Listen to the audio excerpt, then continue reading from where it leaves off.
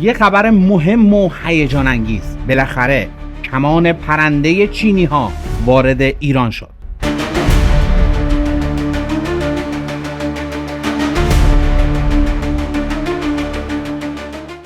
اما این موشک چینی به چه درد ایران میخوره و آیا میتونه کارهای بزرگی انجام بده یا نه؟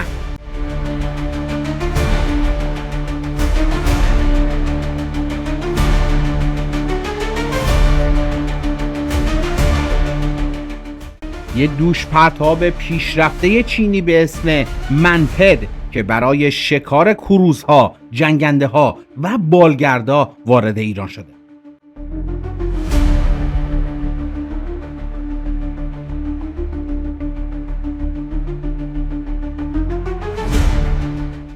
درود بر شما، اینجا کانال نوردآورانه و من هم مخلص شما جلال هستم. امروز با یه خبر جدید و معرفی یه تجهیزات نظامی وارد شده به ایران پیش شما اومدم. تا آخر ویدیو همراه من بمونید چون مطمئنم که از اون لذت میبرید. ولی اگر تا به امروز کانال ما رو سابسکرایب نکردید این کار رو انجام بدین، دکمه زنگوله رو هم بزنید تا از ویدیوهای آینده ما با خبر بشید. لایک هم فراموشتون نشه.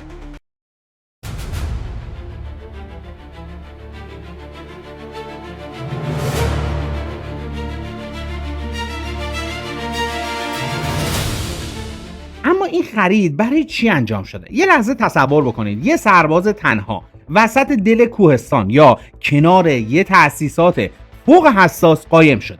صدای سوت باد توی گوشش میپیچه که یهو صدای وحشتناک نزدیک شدن یه پرنده آهنی مرگبار رو میشنوه. وقت صدم ثانیه است. نه از اون رادارهای بزرگ چند تنی به دردش میخورن، نه سیستم‌های پدافندی ثابت.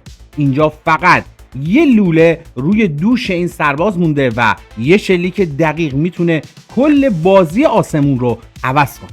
اما این خبر از کجا آمده؟ خبرگزاری رویترز یه بمب خبری رو اعلام کرد و گفت ایران یک محموله 300 تا 400 تایی از بهترین موشک‌های دوش پرتاب یا همون منپد چین رو خریده و تحویل گرفته. موشک‌های QW12 و FN16، اونم با یه رقمی حدود 60 تا 70 میلیون دلار. جالبه بدونید که کانال نوردآوران چند ماه پیش قبلا از تحویل همین موضوع و همین موشک‌ها صحبت کرد و یکی از اولین رسانه‌هایی بود که معامله این خرید رو از مسیر شرکت‌های کاغذی چینی و از طریق آفریقا خبر داده بود. ولی اصلا قضیه چیه و این موشک‌ها قراره چه بلایی سر پرنده‌های متجاوز بیارن؟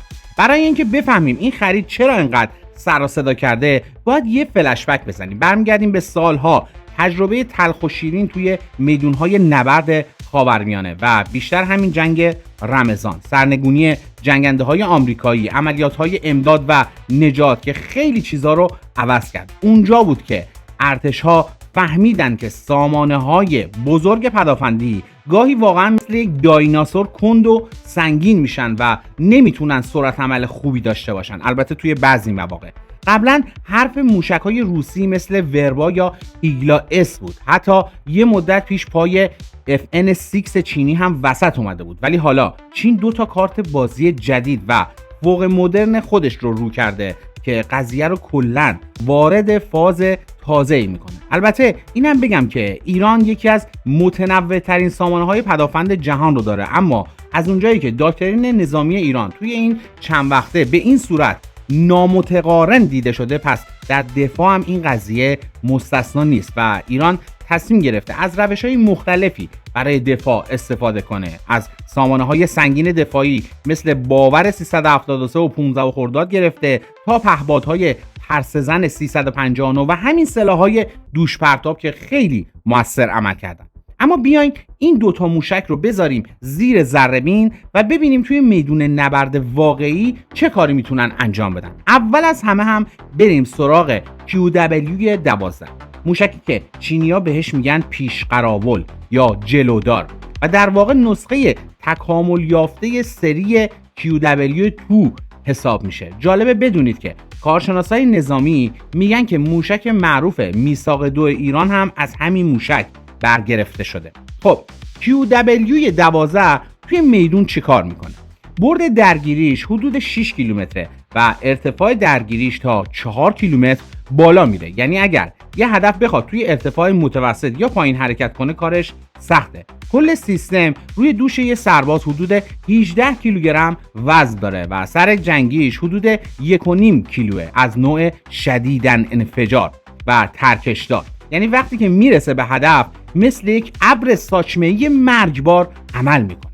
بزرگترین و جذابترین ویژگی QW12 نسبت به مدل‌های قدیمیش سیستم هدایت فروسرخ دو کاناله اونه. سیستم‌های قدیمی یه دردسر بزرگ داشتن. هواپیمای دشمن تا میفهمید موشک قفل کرده چند تا شراره یا همون فلر رو پرت میکردن تا یه حرارت دروغی بسازه و موشک رو گمراه کنه و بفرستش دنبال یک هدف جعلی. ولی QW12 با الگوریتم‌های تقویت شدهش به این راحتی گول نمیخوره و روی حرارت اصلی موتور هدف قفل میمونه.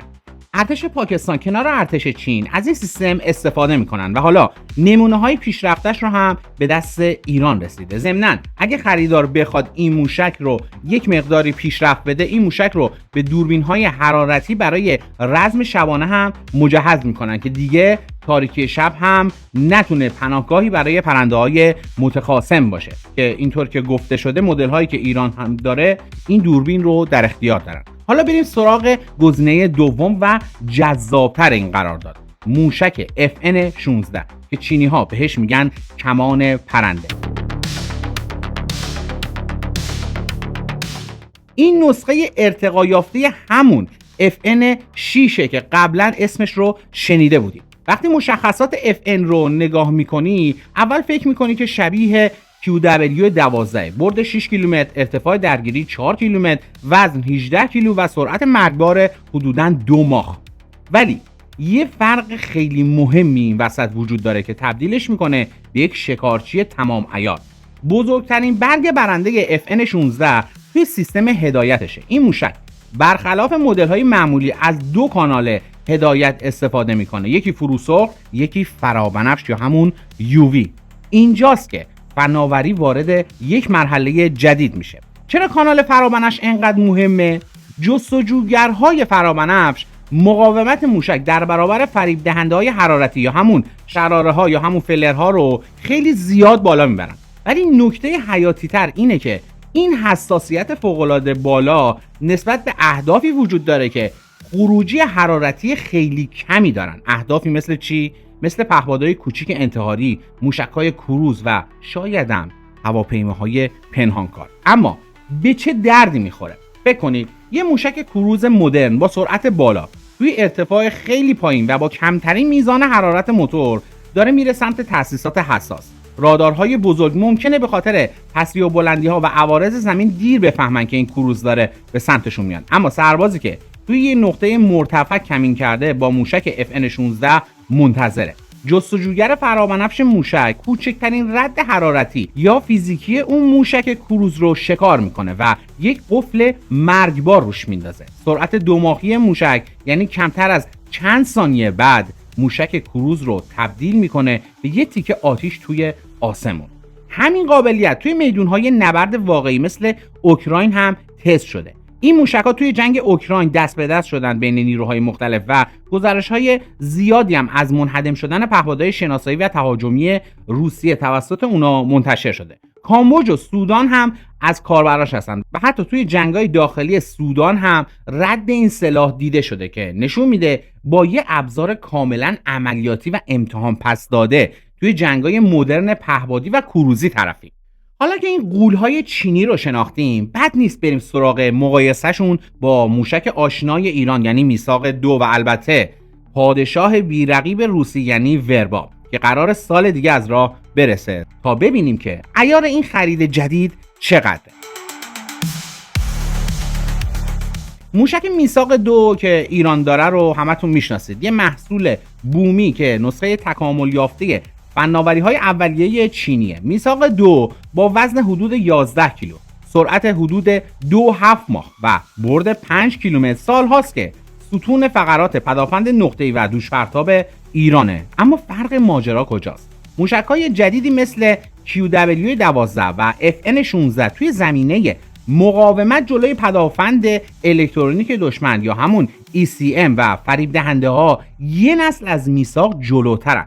سقف ارتفاع درگیری میثاق حدود 3.5 کیلومتره، در حالی که این مدل های جدید با ارتفاع درگیری حدود 4 کیلومتر و سیستم هدایت دو کاناله به خصوص کانال فرابنفش FN16 میتونن ریزپرنده‌ها و موشک‌های کروزی رو روشون قفل بکنن که شاید کورسوی حرارتیشون برای جستجوگرهای قدیمی مثل میثاق اصلا قابل تشخیص نباشه. به زبان ساده چینی‌ها دارن نسخه های تکامل یافته ایده هایی رو به ایران میدن که ایران سالها پیش پایه‌گذاریشون رو انجام داده. ولی داستان اینجا تموم نمیشه. قفل اصلی مرحله بعده. چرا گفتیم این قرارداد 300 تا 400 تایی یه راهکار موقتی ولی فوق‌العاده است؟ چون چشم نیروهای مسلح ایران به یه سلاح مرگبارتره. موشک دوش پرتاب وربا، یعنی ساخت روسیه. اگر بخوایم وربا رو با این مدل‌های چینی مقایسه کنیم، انگار میریم توی لیگ قهرمانان جهان. وربا از یک جستجوگر فروسرخ سه‌باندی استفاده میکنه. 3 کاناله فوق پیشرفته شامل نوری، فروسرخ نزدیک، فروسرخ نزدیک و فروسرخ میانه موج. این یعنی چی؟ یعنی حساسیت این جستجوگر اونقدر بالاست که حتی میتونه موشک‌های کروز پیشرفته هواگردهایی که موتورشون رو حالت کمسوز یا پنهانکار هم گذاشتن شکار کنه.